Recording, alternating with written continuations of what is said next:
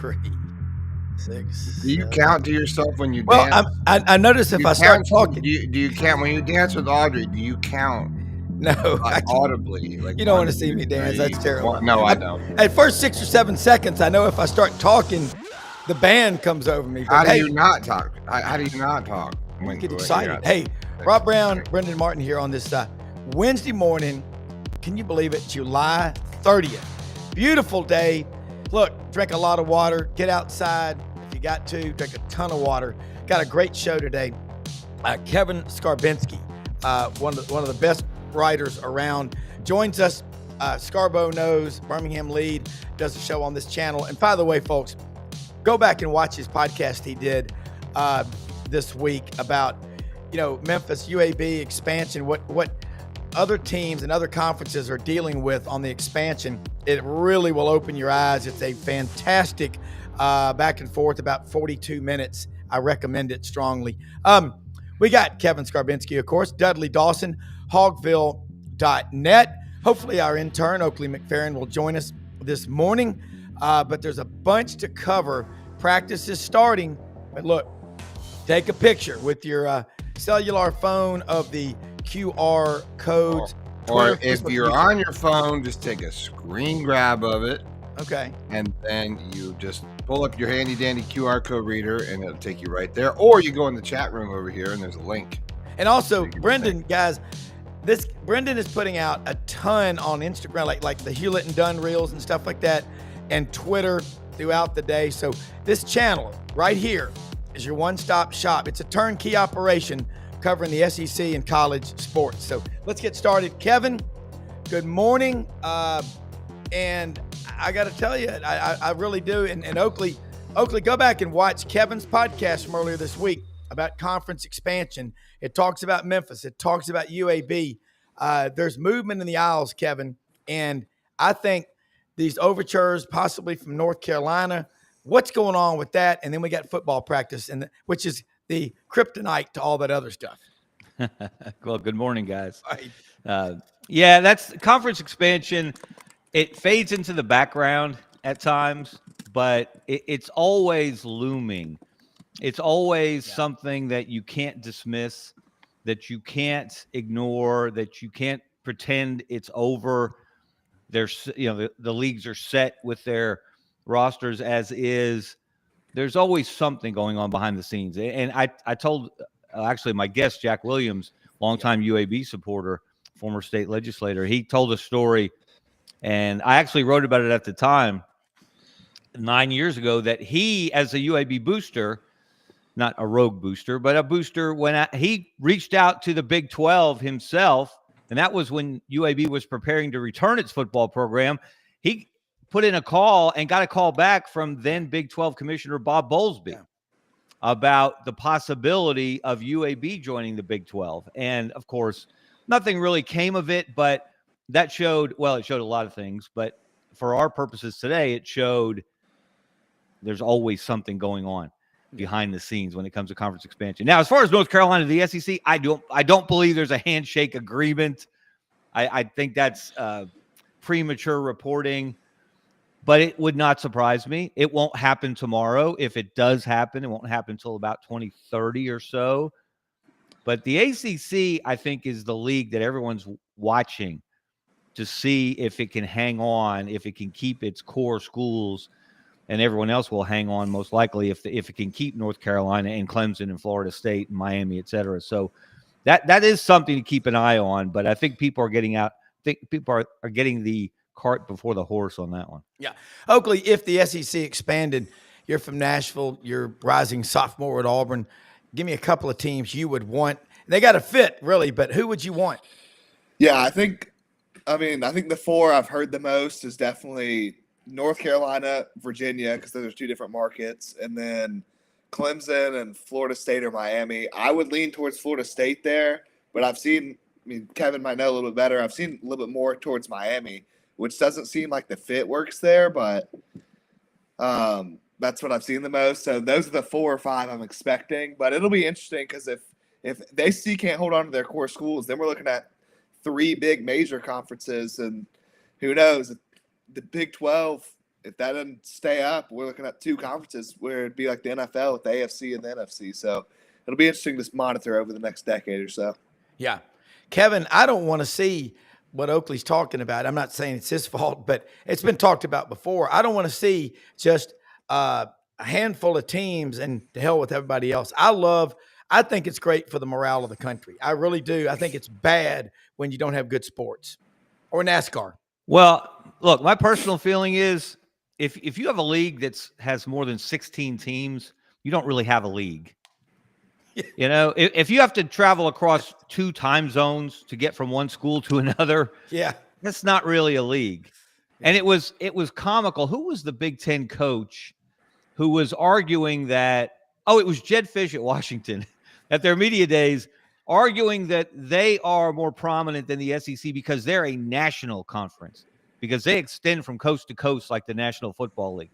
Now, if you want to start comparing leagues to the NFL, I think you might want to start with the NFL draft. Get back to me, Jed Fish, on number of NFL draft picks per conference over the last 5, 10, 15, 20 years, and tell me that the Big Ten is the place to go if you want to play in the NFL. That was a laughable comment. Not the only laughable comment that came out of Big Ten media days. Yeah. That was an indirect shot at the SEC. But I think leagues have got too big. And we've seen it in the SEC. Is this right? I think I hear this and I believe this, that Georgia's never been to College Station. Never. Have not played in College Station in Kyle Field one single time since Texas A&M joined the SEC in 2012. Think about that. Yeah. That's absurd. Now that can change, and that's why the 9-game schedule, one of the reasons why I think the 9-game SEC schedule is going to happen at some point. You've got to play the other people in your league on a fairly regular basis, at least a semi-regular basis, to feel like you're in the same league.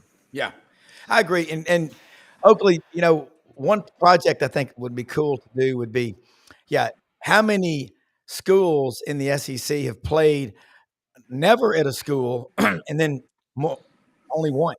And you don't have a league unless you have the constant interaction. I mean, in basketball, in baseball, we do a great job of it. But hell, Oakley, I'm with Kevin. Jeb Fish, I think, was it in Gainesville for a while. I think he's got some connections to Florida, pretty strong connections. Before he was at Arizona, he may have been there a while back. I think friends told me that. But Oakley, looking at the conference now, we're starting practice now. Here you look around the SEC. Give me a couple of storylines that are trending out there. Social media, I mean, there's a lot, but practice is starting. It's 30 days away for Auburn playing Baylor, 29 for Missouri playing some smaller school. But what are you looking for in the SEC this year? Besides, as we get closer to the games, there's less talk about NIL. I mean, I think the primary issue with the SEC last year, and maybe the reason it wasn't as good across the board as it is or as it normally is because quarterback play. And I'm expecting that to be vastly improved. We've still got a few young quarterbacks, but most of them have a year under their belt, and I think that'll really help come January and maybe helping some SEC teams advance in the playoffs a little bit further. And then one of the storylines I'm interested to learn a little bit about, which we'll probably hear about when Vince comes on, is the Boo Carter situation. I think that's something that's really interesting to monitor because he's from Chattanooga. He had some problems in high school, and now he's having some weird problems in college that probably shouldn't be happening in Knoxville. Yeah. Kevin, Dave Bartu was on the show from the beach in Oregon, and God, I hope he's okay because that's right in that tsunami warning. He was on the coast Monday morning with us, made a pretty cool statement. The SEC's become more of an offensive coordinator-driven league versus the defensive coordinator. I think Oakley's right. That narrative to win national championships, there's got to be a happy medium, doesn't there? At some point, if you want to win a national championship, you have to play some defense. Exactly. A little bit. You're not going to hold people to under 10 points a game. No. The way, the 2011 Alabama defense did. I think the 2009 Alabama defense did the same thing. Yeah. But you can play good defense. Look at what Georgia's done under Kirby Smart. But you also have to have the ability to put up points. There are just going to be times when you're going to have to win 40-35. Yeah. And that's just the way the game is played. The biggest sea change in SEC football philosophy was when Steve Spurrier got to Florida. Yep. That was Pat Dye's league. It was, they'd won 4 SEC championships in the previous 8 or 9 years, and that was when you could have multiple champions because you didn't have an SEC championship game. But it was ground and pound. It was 3 yards in a cloud of dust. It was, we're going to be tougher than you in the trenches. And here comes Spurrier, and he's slinging it all over the lot with the fun and gun. But if you also look at those teams, they played some pretty good defense at Florida as well. Yeah, they did. They had some pretty outstanding defensive players. But that was unbelievable. And to me, the changing of the guard, the sign that the SEC was going to be different was the first time Auburn played Florida in 1990. And I think it was, check me, Rob, on this, 48-7. Auburn came Gators down. Beat the Tigers. Yeah, number 2 in the country. And I remember before that game, I said, Auburn is skating on really thin ice and Gainesville's really hot. So it's not going to be good. It was a house of horrors. Yes. And so that really started the idea that, hey, there's a different way to win football games and win championships, even in the old school SEC. And then when Saban brought in Lane Kiffin and made his change and put more emphasis on offense and not trying to win games 13-10, but still trying to win games 13-10, but being okay with winning them 43-41, that really changed things and changed philosophies and attitudes in the league. And the quarterback became more important than ever. Yeah. And that's where we are today. That's why this league is so fascinating this year, because while there are quarterbacks that look like they can be great, so many of them just haven't done it yet. Well, it was funny because I was at the event with Buddy this weekend at Spurrier's, recognizing Tony Barnhart for his career, which is, we all know, Mr. College Football. And I had a moment to breathe to get all the stuff done, but I've got interview with Dan, and I gotta fix the audio, but we got interview with Danny Werfel and Buddy Martin talking about the Spurrier years. We got at one point we got Shane Matthews sitting on one side, Buddy's in the middle, and you've got all former Gator greats all over the place. But we've got interviews with some of these guys, and we're just talking about the history, because you don't really get those guys in the same room, and then to discuss the Spurrier part of that, right? Like you were just talking about, Kevin, and discussing, how did you play for him, or how did you play for that coach? And, it was just a really interesting perspective, because I was sitting here and I was filming it for Dad, and I was like, God, these conversations are going to be a little different now in a lot of ways, because the game has already changed so much, to harken back to some of this past of what we know and talk to these former, not that far away, 10 years ago, 15, 20 years ago, you're talking about a whole different game here in a very short amount of time when we're discussing some of the things we're discussing, because it feels just so NFL-esque. And are the coaches like Spurrier and Saban, who didn't have success in the pros, going to really fit into a system like that, Kevin? I don't know. I mean, I'll say this, Kevin and Oakley, you didn't see it, but Florida, and when they brought in Bob Stoops, that really was different. In 96, the defense, just like Bobby Bowden used to try to outscore everybody when he first got there, 76 through the, early mid 80s. And then he brought in Mickey Andrews in 84 to coach the defense, and it changed everything. So as great as the offense was for Florida State, same thing with Florida. Once the defense really got, ratcheted up, that put them on championship level. And then, there's continuity. I mean, hell, Oakley, I guarantee you right now, if I ask you, I'll bet you a sack full of Crystal Burgers, you can tell me all 4 coaches in the history of the Pittsburgh Steelers, because there's only been 4 of them. There's that guy before Chuck Noll, and then there's Bill Cowher and Mike Tomlin. But who was the guy before Chuck Noll? That was 80 years ago, way before my time. You were probably but it's funny. We've got 3 coaches in the last 71 years. So that's pretty cool. Kevin, the story, what Brendan just said about. Well, I was just asking, I was saying, Kevin, the question was do you think the Spurriers and the Sabins who didn't have success in the NFL. Let's be honest. They got their ass handed to them and they sent them back down to, college in a lot of ways because they're a different type of coach. Urban Meyer didn't have success in the NFL, obviously. Different style of coach. Now we're going to this model which is like the junior NFL here.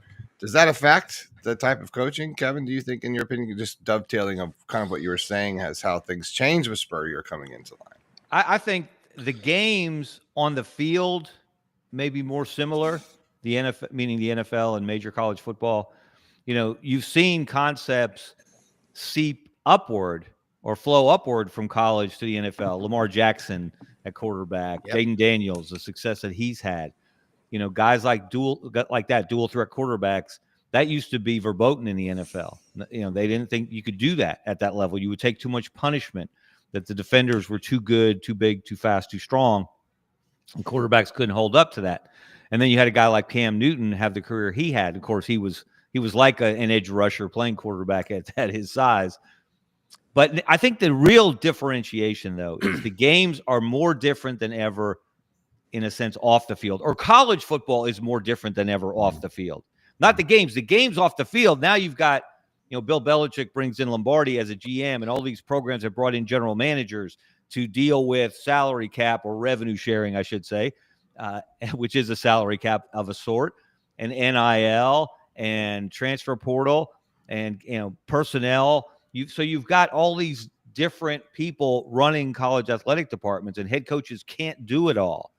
They have got to have. That's why they have armies of assistants and analysts and staffers who are so focused on minor areas. And again, Saban helped lead that revolution of bringing in a massive staff and having guys focus on one job. That was always Saban's mantra: do your job. Yeah. So whether you're a player, a coach, a staffer, a recruiting assistant, the janitor in the building, whatever your job is, you do your job. Don't worry about the other guy's job. Do your job and do it as well as you can, and then the organization will be successful. So there is they're closer than ever, but I think the demands on college football, you don't have the 24/7, 365 demands in pro football you have on coaches that you have in college football, because you have two transfer portals.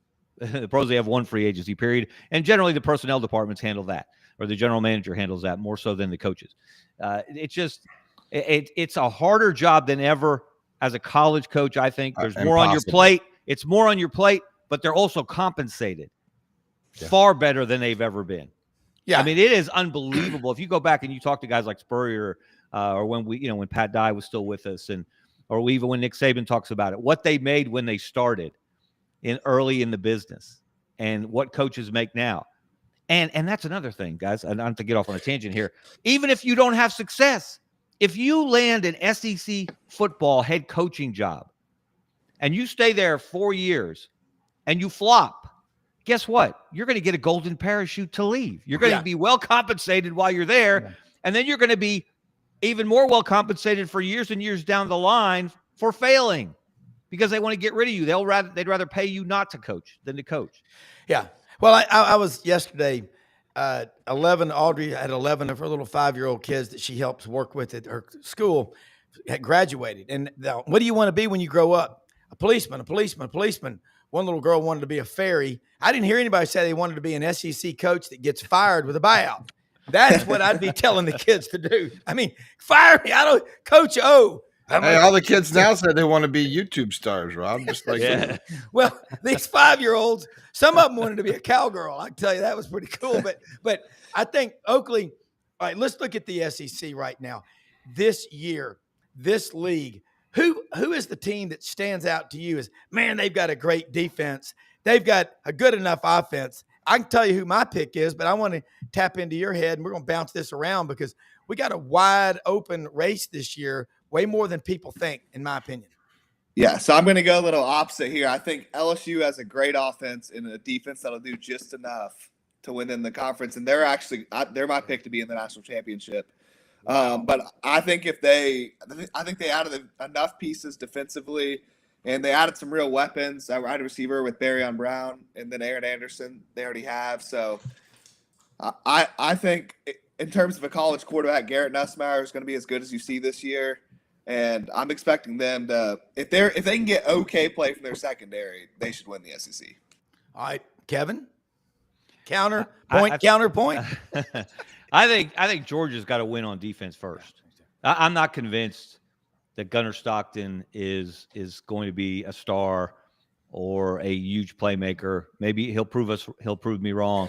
But what we saw from him, not when he came off the bench against Texas in the SEC championship game, when he certainly provided an emotional lift after Carson Beck got hurt. Yeah.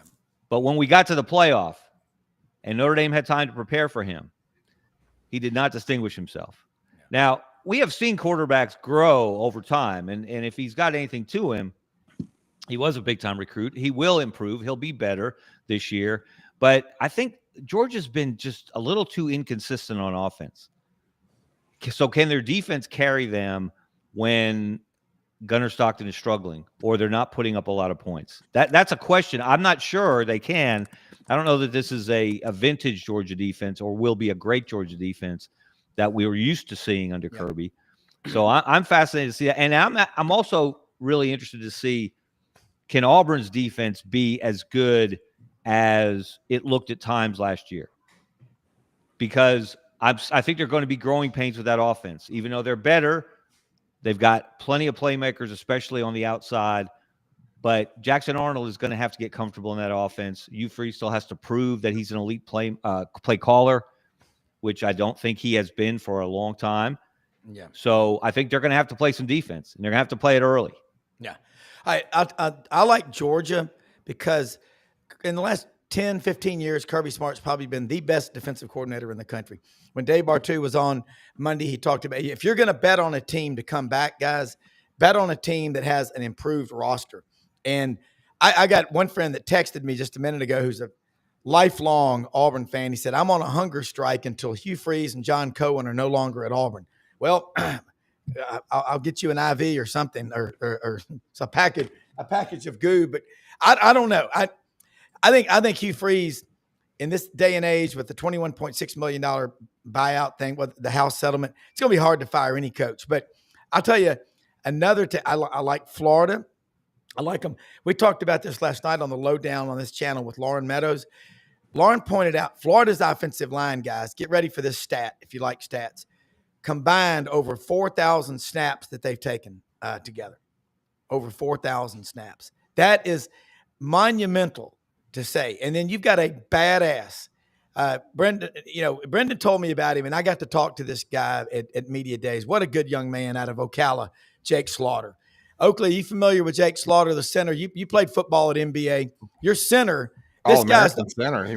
He's the heart and soul of the team. And that's the guy that I want. I mean, but over 4,000. That puts Florida up there in the mix. Yeah, well, I would add to that, Rob. That Florida defense got nasty last year. Yeah, as the season late in the year, and that defensive front at times was just lethal. Yeah. So if they can get that kind of play, they can get that kind of play from the defense consistently at the beginning of the year and throughout the year with what they're capable of on offense. They could be dangerous despite that schedule. Yeah.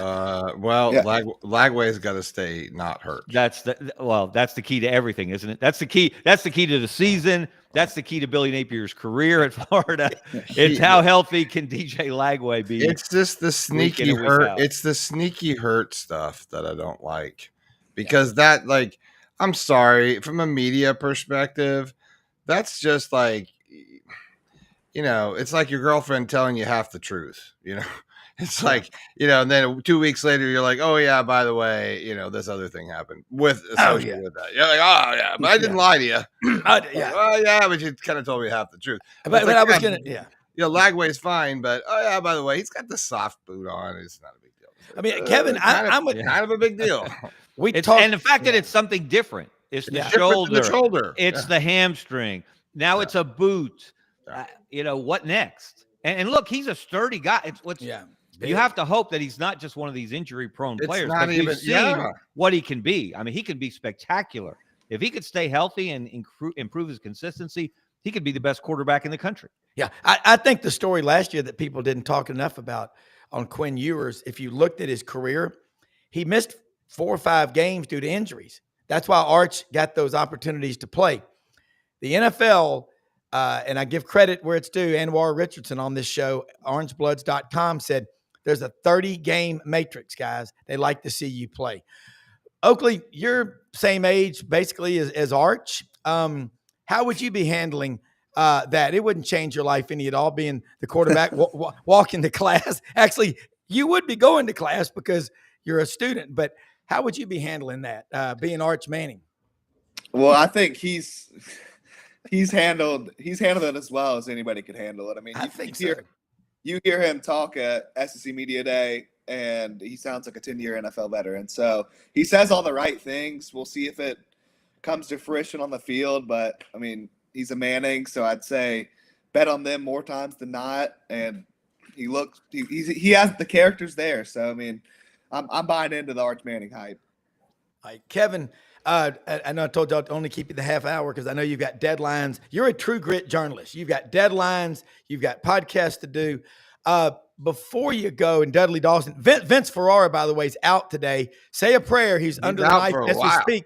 Hip surgery this morning for Vince Ferrara. So God love you. I love that guy. He'll be back on the mic, but I know walking around, it'll take him a few weeks. Oh, it takes you a couple of weeks. Yeah, about 6 to 8 weeks. He'll be on the bike again. But Kevin, this is a great time. Practice is starting. What are some storylines that you like, that you're writing about? And I always like to say, what are we not talking about that we damn well better be paying attention to? Because that's what you're so great at, is uncovering the stories. You know what I think was an undersold and undertold story at SEC Media Days and beyond was Hugh Freeze saying it was I think a Sirius XM radio interview that he tells his defensive he went back to his old ways with Jackson Arnold, and he talked so much about building up his confidence, and he went back to his old ways. And sometimes he tells his defensive coordinators he wants his quarterback to leave practice feeling good. And that has not generated enough conversation. Are you telling me, and we need to hear more from you, Freeze, on this subject, that you're telling your defense to back off on your quarterback because you want him to be confident? Ugh. You want him to feel good about himself? You think Baylor is going to back off? You think Oklahoma or Texas A&M are going to back off? Or even South Alabama or Ball State? They're going to back off so Jackson Arnold can feel good about himself and build his confidence? I don't think I've ever heard a coach say that before. Coaches may have done that. And look, we know that quarterbacks are off limits to contact. And that's something that's changed over time. And I'm not sure I see the wisdom in it. I understand it. But I don't know how well prepared they are to take contact when they actually get it. But I thought that was an extraordinary thing for Hugh Freeze to say and admit publicly. And he's guilty of saying some things he would be better off not saying, shall we say.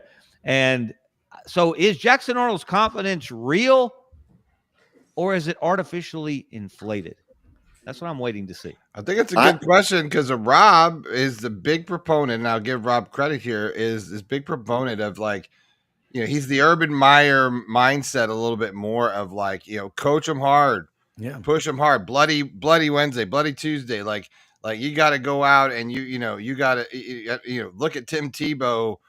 Some of my great Tim Tebow on one side, got Elway on the other. I mean, two of the most durable guys. They just never got hurt, and so I just you got to wonder what is the future of the athlete, not just the QB, but these guys are going to have to take shots, and it is big boy football in the SEC. So you're going to have to get through the season.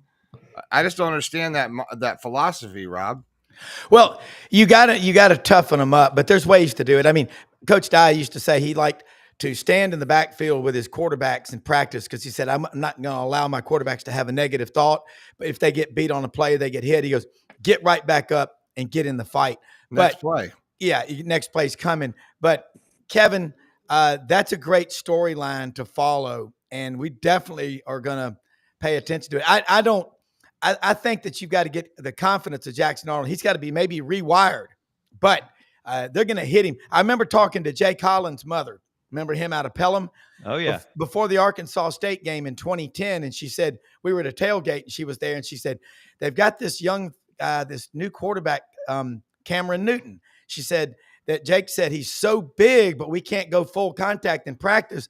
But the players all think that once he gets turned loose, as they say down in the country, he might be special. And it turned out that he's pretty special. So he wears funny hats now, but I mean, yeah, they didn't know Cam was going to be Cam. No. They didn't know he was going to no run idea. They didn't know he was going to run for 1,500 yards we at didn't. the quarterback position. I remember him in a 2010. Florida Gator uniform standing next to Tim Tebow on the field thinking, well, this is going to happen to this guy. Yeah. Like, think about that. I'm like, God, this guy sucks. Get rid of him. Like, you know what I mean? Like, that's crazy, right? Yeah. So I thought about that moment the other day. I was like, I was really standing there. Brendan, there's a great picture of the two of them together. But I'm an urban. I'm with my wife. Back up the Brinks truck, unload it to bring Urban Meyer. That's my question. Are those coaches effective in today's game and where it's going? By the way, we did welcome Dudley Dawson to the program, and are we trying to say goodbye to Kevin? Does he have to go? Yeah, I gotta run, guys. Yeah. Kevin, thank you so much for being on here with us. Awesome stuff. And bottom line, watch his podcast, read what Kevin's writing.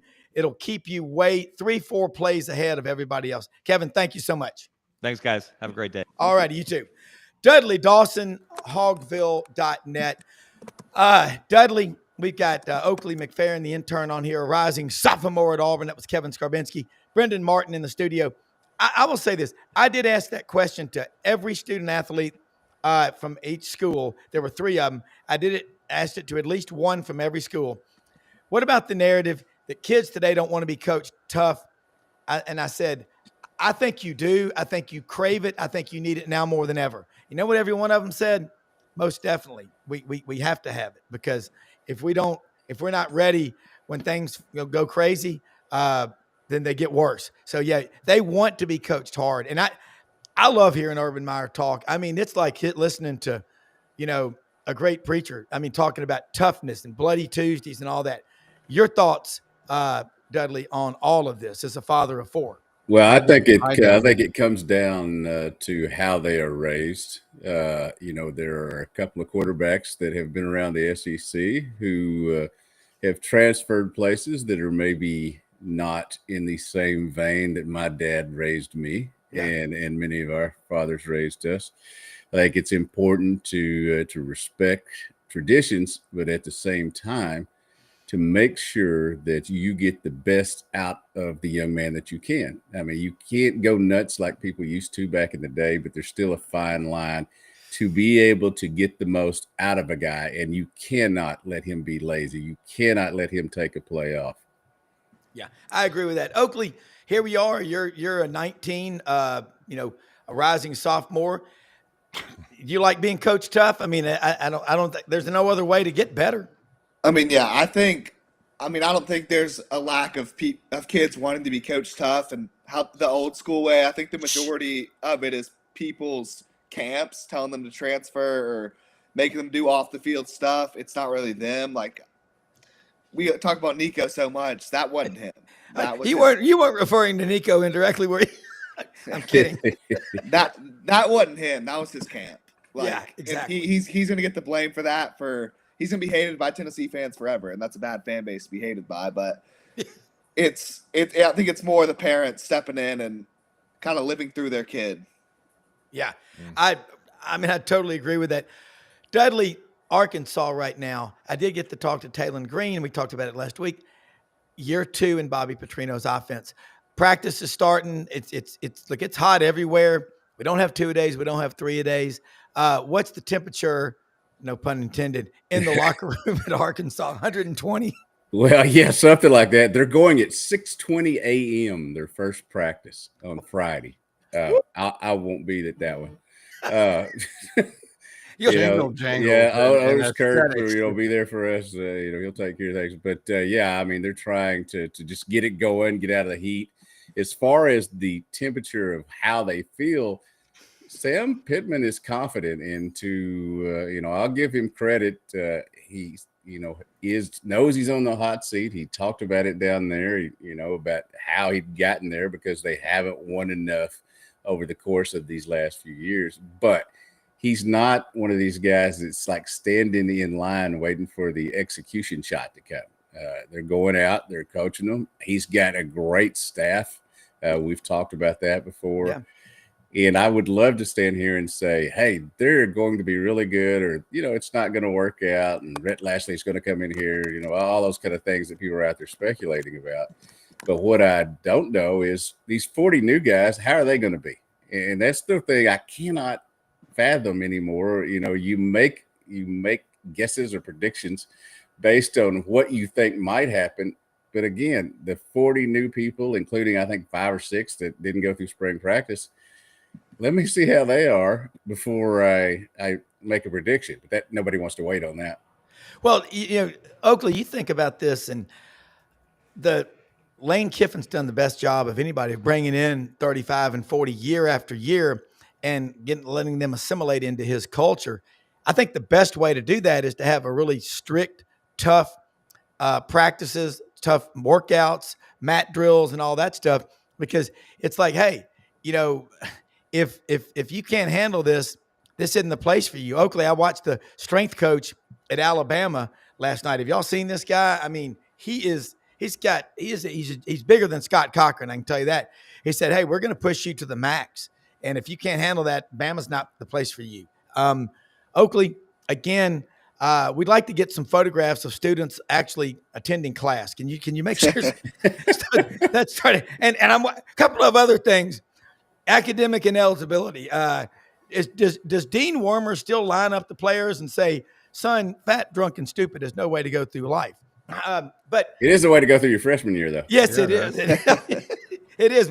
But Oak, thinking about this, your quarterback in high school, Marcel Reed, he's now starting for Texas A&M.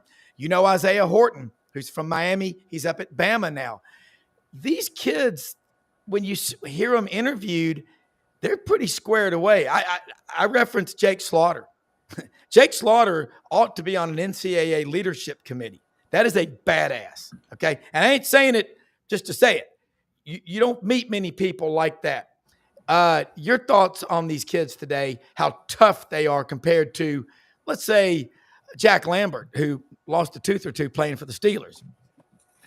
I mean, yeah, you hear all about the old school toughness. I'm sure that's all y'all's style, but you don't. I mean, I don't think people get softer over time. I mean, maybe, I don't either. maybe in some ways, but these kids want to win just as much as the next guy or the guy 30 years ago. So, I mean, they work as hard as anybody. Football, sports, if you want to make it to the D1 level, I mean, it's a year-round thing. You're training year-round now, and if you're not, you're going to get left behind.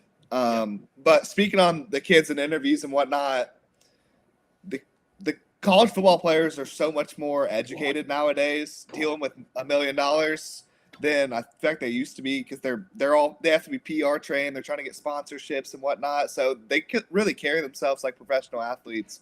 And that's really impressive and something we don't talk about for an 18 or 19-year-old kid. Yeah. I mean, there were guys when I was a freshman at Auburn working in the media office that I was told point blank, do not ever put a microphone in front of that guy. I'm like, why? He goes, he can't talk.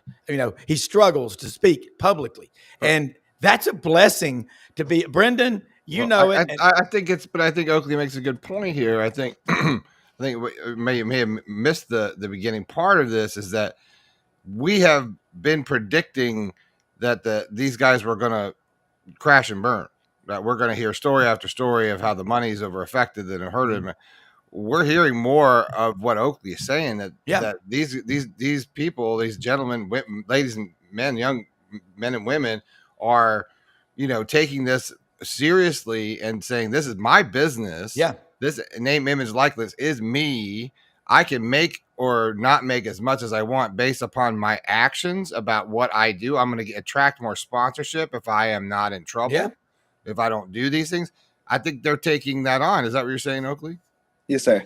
That is. And I think they're being a lot more. I think that is not the storyline that we're following right now. I think the adults are the ones screwing up more than anything else. Not the thing they're not adults. The old asses like us are the ones saying, "Get off my lawn," and calling everything out. And I think I haven't heard as much of that narrative. Have you, Dudley? As far back as the early 80s, Eddie Sutton, the former basketball coach here, was bringing in people to not teach his kids how to talk, but teach them how to answer questions, which is a big, a big difference there. And I used to sit in on some of those sessions, being in broadcast journalism and all that, and it really did a good thing. As far as those kids, it helped them out in the early 1980s. Certainly there wasn't the proliferation of media that there is these days, but every time they went in front of a camera, they were talking to a state. They were on Channel 7 there in Little Rock, or the other channels around. Channel 16 with Wes Moore. Yeah, true. Well, Wes wasn't even born then, but what I'm saying is that Coach Sutton, I think, viewed that as something early on to get people around, and now I know they do the same thing up here now, and they do a really good job. And it's not great for writers and broadcasters. They do a really good job at telling these kids what they shouldn't discuss. Yeah, questions they shouldn't answer. Yeah. And every once in a while you'll have somebody that'll slip out and say, well, we did this and I was supposed to do that. But they do a really good job at talking to these kids and making sure the quotes are not something that will end up coming back to haunt them. Yeah. Well, I will say too, I go to a lot of college games, a lot of college campuses. I can go over to 715 West Magnolia to the Sigma Newhouse, and it feels like it's 40 years ago. These kids are the same. And I'm telling you, it ain't the kids that I'm impressed. And I will never say anything just to curry favor with the people I'm around to make them. If you're saying things to make people feel comfortable versus getting them out of their comfort zone, you're doing a disservice. I think these kids are great. The kids you see at media days, now you can say, well, those are the best of the best. No, they know how to answer questions. They got their heads on right. I'm impressed with them.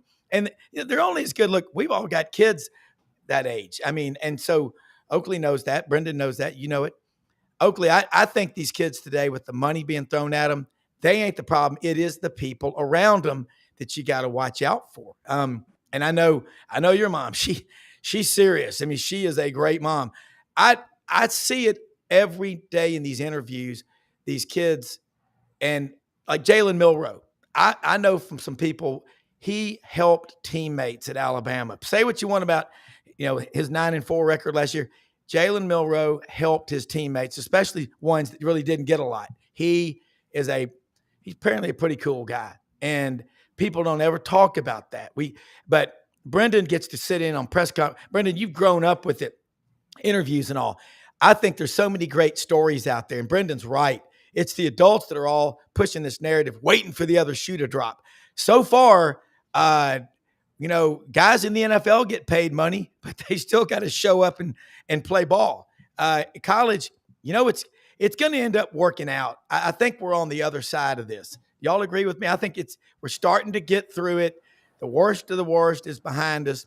It will get better. And if you don't believe that, you're probably laying in bed right now. Get up on your feet. You got a fighting chance. Well, it's kind of like with anything. You're going to have growing pains when you introduce anything new. So, I mean, it will figure itself out. College football is not going anywhere as a sport. It never will. And, I mean, it'll figure itself out.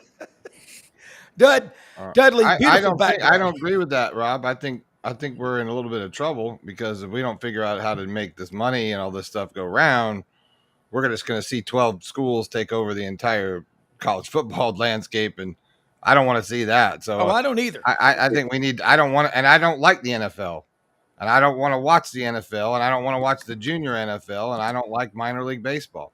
These are things I don't like in life, and so I don't want to watch a model where in a world where transferring to Georgia from Florida is no big deal. Well, I don't. That's a big deal. And then I'll land somewhere in the middle there. One of my favorite sayings these days when somebody tells me something is, "Let me put on my glasses and see if I give it AF." And I don't. when I put the glasses on. But what I will say is that I think that I have been real disappointed about what's gone on since the transfer portal and the NIL have been introduced. I know they tried to do a good thing. I know they're trying when the president has to weigh in and do something, we're out of control here a little bit, and I could go on and off about that. Yeah. But what I do think is you have a situation now where the adults are finally trying to adult and trying to get into a situation where they get it under control. College football is always going to be there, but is it what we want it to be?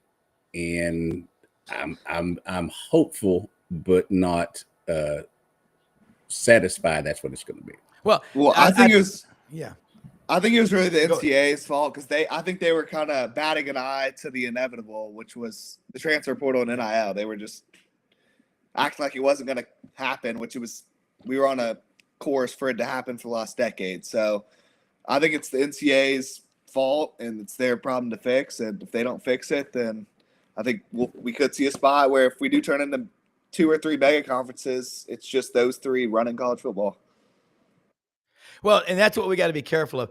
We've seen, I guess periods in college football throughout history where we thought, the games. I'm telling you, go back to 1984 when they put all the games on TV. People were like, well, then nobody will go to the games if they're all on TV. It drew more people to the games. It's like advertising. Okay. Advertising, where Dudley is right there at Heber Springs in the background there and Greer's Ferry. Everybody wants to be out there on that lake right now drinking a 30 rack of Ham's beer. I mean, that's just what they want to be doing. I don't care about NIL and money. I'm telling you, Dudley and I'll tell you, we all know it. Guys have always been the bag man has always been around taking care. There are a lot of uncles out there that don't have any familiarity or they're not really family, but they were around to help. Yeah. And so what we got to do, you got to have structure. And Oakley, you were talking about the NCAA, the portal. You got to have, one time you get I don't even like that one. If you make a decision, you got to live with your decision. And if you let kids transfer like TJ Finley, 5 or 6 schools, where's he going to go to network with alumni? He has no home. We're creating a lot of athletic orphans out there with this portal. And it's stupid because the one thing you can count on, if you bust your ass 4 or 5 years, and if you're on the scout team, the only time you ran out on the field was to hug your family at senior day. But you can go back to that school and those coaches and trainers and your teammates will go, I knew Oakley, I knew Dudley, I knew, Rob, Brenda, whatever. He busted his butt for 5 years in complete anonymity, but we all knew who he was. I'm running a big company. Yeah, I need a mechanical engineer. When can you start? That's why anything worth having in life is worth fighting for, and never, ever quit. Because if you quit, because this is too tough, quit everything tough in your life. We got to change that part. Well, I think there's a pretty easy solution to the portal. I think you get one free transfer. You have to stay at your first school at least 2 years. And then the one exception for you getting another free transfer is if your coach leaves or gets fired, because that's who you committed to. So I think those are 3 rules that would eliminate a lot of the transfer going on. Out of the mouths of 19-year-olds. I love it. I love that. I mean, I've thought about that a little bit as well. I mean, the whole transfer every year, transfer in conference, it's just crazy. And I do think you should run out right now and copyright the phrase athletic orphans. Yeah, that's right. Well, they are. And that's why I love Oakley. I mean, I love this kid because I know his mom, his family, he's from the right. He's raised right, but I'm not telling him to say anything. Oakley, it's free speech. You know that, but that's what he believes. That's why and again, I've got 2 boys, 2 girls. Look, they know you got to have structure. And Jason Caldwell said on here from AU Undercover 24/7 last week, he goes, hey, you want big money? Then big money problems come with it. And that means a lot of people in your family tree that you didn't know existed suddenly are like, hey, Oak, how you doing? Dudley, when's that family reunion? We've been having them the last 70 years. You've never attended. Well, I'll be there this year. I mean, that's where we're going. All right, looking at this football season, Dudley, give us some narratives, some storylines as we start practice now that you're writing about, you're talking about at hogville.net that we need to be paying attention to. And Oakley, love the insight that only a 19-year-old can give, and that is completely organic, I might add. Well, you know, the obvious biggest thing we have up here going on at Arkansas is the future of the coaching staff. You know, as we talked about a little bit earlier here, we can all think that Sam Pittman's going to have a good year and going to get to stay around, but you know, you don't really know. He's a good man. You know, that's there's no doubt about that. He came at a time when Arkansas was really struggling, the post Chad Morris era, and there were not a lot of people who were, you know, running over here to take the job. Some of them played around. Lane Kiffin, you know, I think, you know, it's been documented, was one of those.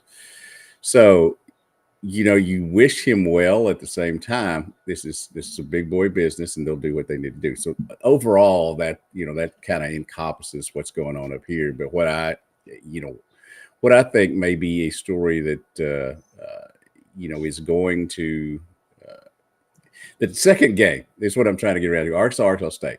I mean, I love that they're playing each other. I've always been a proponent of that. I get that a lot of people have not. Yeah. You know, when you grow up in Northeast Arkansas, you get a better frame of mind at what's going on there. But that is going to be a heck of a thing there on September 6th in Little Rock. You know, still got a few tickets left. I understand it's maybe not as exciting as people thought it was going to be, but you better win that football game. You better win the football game. And if you don't, then, you know, congratulations to Arkansas State and Butch Jones. And I'm sure they're going to have really good seasons. They have been. But, you know, you made the decision to go ahead and play it now. And I'm glad you did, but you better win it. Yeah. And, you know, they're putting a College of Veterinary Medicine in Jonesboro at Arkansas State. That is going to be I keep hearing this term on TV. I got to use it. A shapeshifter. Brent Oakley, what's a shapeshifter? Someone who's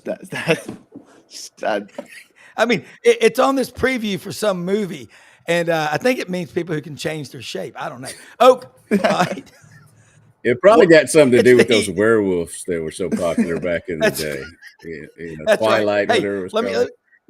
Let me say something, guys. Get out there. You know, every year you have a birthday, work out harder. Rumble Boxing Gym at Union and McLean in Midtown Memphis. We got the QR codes up here. All the QR codes. Fight back. That's how you fight back. RumbleBoxingGym.com in Memphis. And if you're looking for a new car, truck, or SUV, Landers Ford, you saw the QR code up here. It's great time to get out there at Poplar and Houston Levy. They're open Monday through Saturday, 7 a.m. to 7 p.m. The F-150s, the Ford Mustangs, the Broncos. Man, the Broncos, not only do the guys love them, the off-road packages like the Sasquatch, so too do the ladies. That my wife wants a robin egg blue one with red retro stripes on the front with white wall tires because she said, you'll never want to drive that thing off-road. And I'm like, yeah, not a pink one or a baby blue, robin egg blue. I could do it if I'm in the car with you, but they got them all at Landers Ford. Ask for our good friend. We love this man, Brad Bellamy, the general manager. They'll take $500 off. They'll work with you relentlessly to get you in a new car, truck, or SUV. And they're down the street from our good friends at Hewlett & Dunn. Check out on Instagram their boot of the week. Man, boots are the rage. They've got them all at Hewlett & Dunn in Collierville on the Historic Square, open Monday through Saturday, 10 a.m. to 6 p.m. Guys, this is an awesome discussion.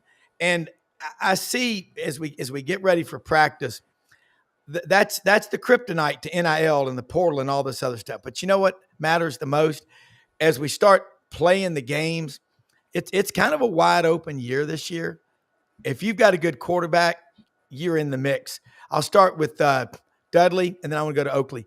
Give me your top 3 quarterbacks, and then 2 or 3 quarterbacks that you think people are looking past and not giving enough attention. I'm a really big fan of Norris Sellers. You know, he kind of gets different opinions, you know, depending on who's talking about him. But I think he's a winner, and I think he's, you know, proven a lot down there.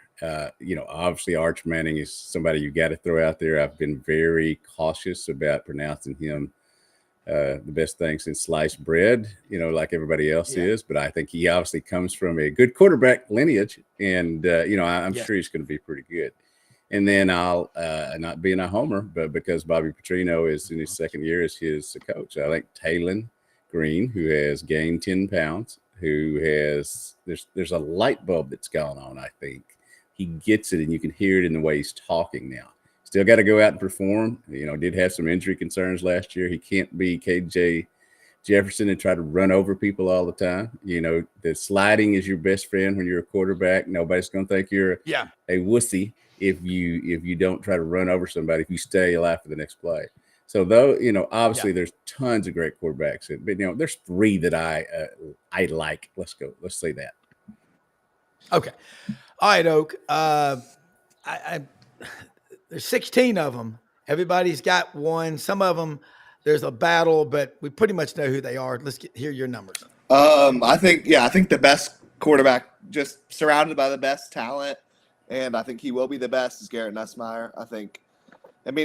He's a 5th-year guy, but this is only his 2nd year starting. So, you can expect a big jump from year 1 basically to year 2 of playing. Then I think John Mateer is going to make a huge impact at Oklahoma, and I think big role in keeping Brett Venables' job. And don't be shocked if they come out and win 10 games, because they got Jaden Ott, who Auburn fans know way too well, from California at running back. So those 2, and then under the radar, I guess I'd probably go Ty Simpson. No one's talking about him, but it's a guy who's been in the system, been in the program for 4 years, stuck around. They didn't even think about bringing in anybody else, which kind of tells me a little bit. And, bank on a Kalen DeBoer quarterback. He's had good quarterbacks everywhere he's gone. So I think there's a lot of credibility there. Bank on Kalen DeBoer. And I think, too, like Dave Bartu says, if you're going to bet on a team that's got an improving roster. I'll predict it right now. Arkansas stuns college football with one of the bigger, quote, surprise, upset, whatever you want to call it, because of what Dudley just said. I got that much faith in what Dudley just said. A guy in his 2nd year under Robert Petrino, a Montana native, there's just something about it. In person, Talon Green, guys. You see him all the time, Dudley. Oakley, he's 6'6", legitimate. He may be 6'8". They list him at 6'6". 6'8". Wow. Yeah, he may be. I've seen him standing next to some basketball players, and they look the same height. So somebody's lying. Well, what didn't Iowa a few years ago have like a 7-footer?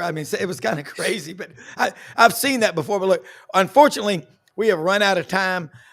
Great discussion today. Prayers for our friend Vince Ferrara having the hip surgery this morning. Get ready, quick recovery. But Oakley, great stuff. See, some guys will do anything to get out of August football practice. That's right. That is right. And Oakley, it's great insight here. Steelers country, we got the sign straightened out. Hey, for executive producer Brendan Martin, Kevin Scarbinsky, Scarbo knows. Stay tuned to this channel. We're putting out great stuff every day. We got Auburn Undercover today, 5 p.m. Eastern, on this channel with Ronnie Sanders. Kevin me. We're going to have a blast. Thank you so much. Most often we see the face of Christ in the least among us. Go out and find ways to help other people. You never know what somebody on the street's going through until you ask them what you can do to help. Good night, John Boy. Thank you.